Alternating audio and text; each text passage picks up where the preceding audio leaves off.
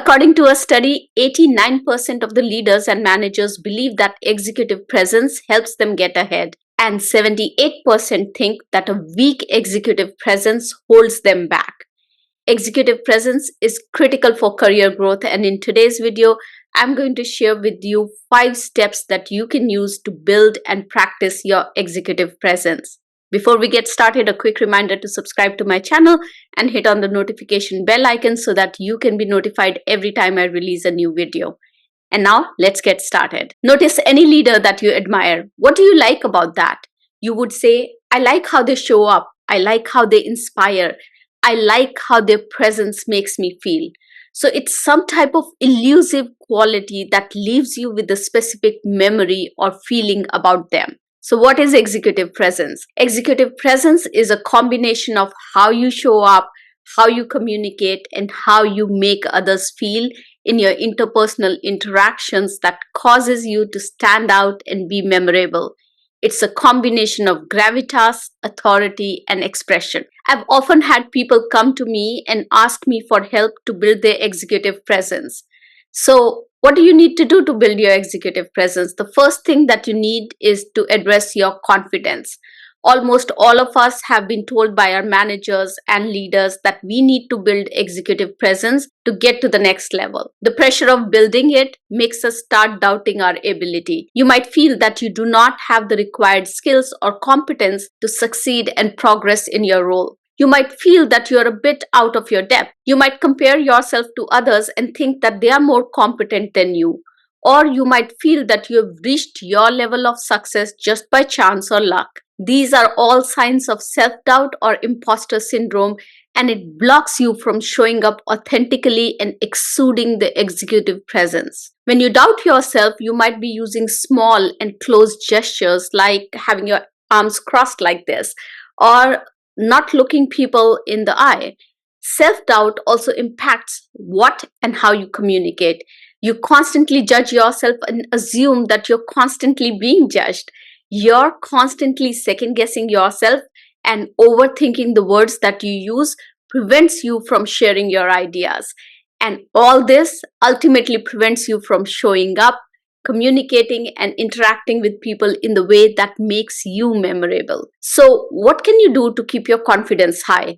One thing that I've learned over years is that we all have confidence.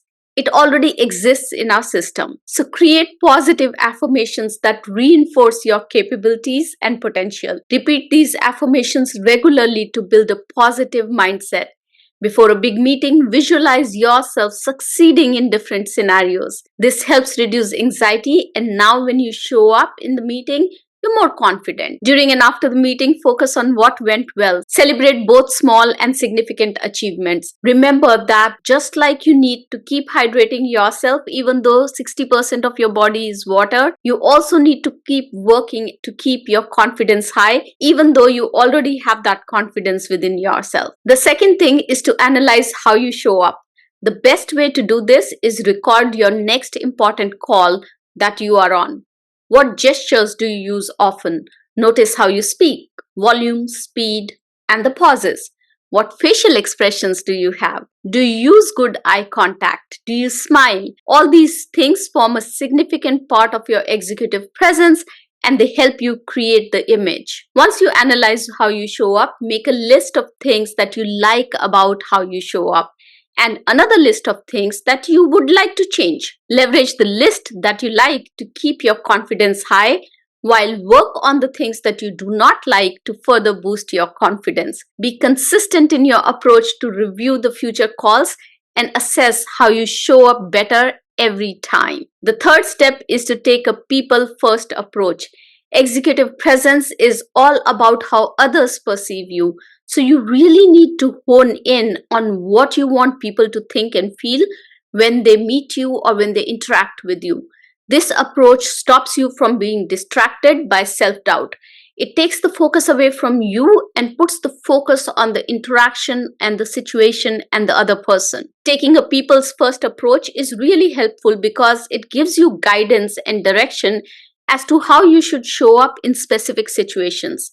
It helps you create the emotional journey with your communication, your confidence, and your charisma that you want your audience to go through when they interact with you. If you want them to feel inspired, you work on being inspiring. If you want them to feel the urgency of the situation, you communicate that. It's basically understanding the situation, what the audience needs from you at that time, and projecting that while keeping your authentic self. The fourth step is to get feedback. Executive presence isn't something that comes naturally to many people. In fact, most people who have executive presence only exude executive presence because they have spent years practicing it. They've spent years practicing how to project themselves. They practice before situations when they know that their executive presence is going to be tested. Building executive presence requires you to have a learning mindset. It requires you to have a growth mindset. You need to shift the focus from proving yourself to improving yourself to be successful. So start writing down and rehearsing what you want to say before the meetings and high stakes situation. Start practicing how you're going to say it. Think about your body language, your facial expressions, your gestures, and even your outfit, and get feedback from trusted colleagues. Ask them questions like, was I confident? Did you resonate with me? Did the message resonate with the situation?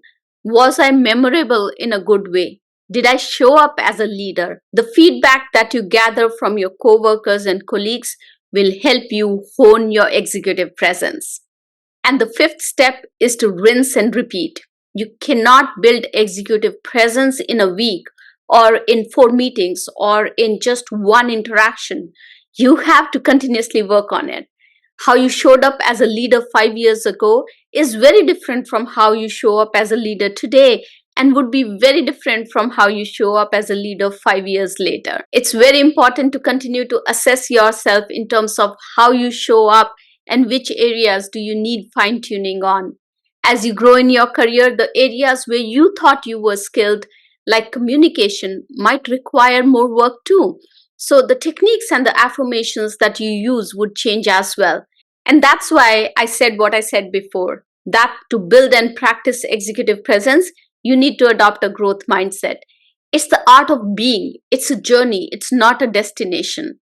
So those were the 5 steps to build your executive presence. I would love to hear from you. Which positive affirmations do you use to stay confident? If you found this video helpful, I would love for you to subscribe. Over 80% of my audience is not subscribed to the channel, and you subscribing would mean the world to me. Thank you so much for watching. Have a successful week. Bye-bye.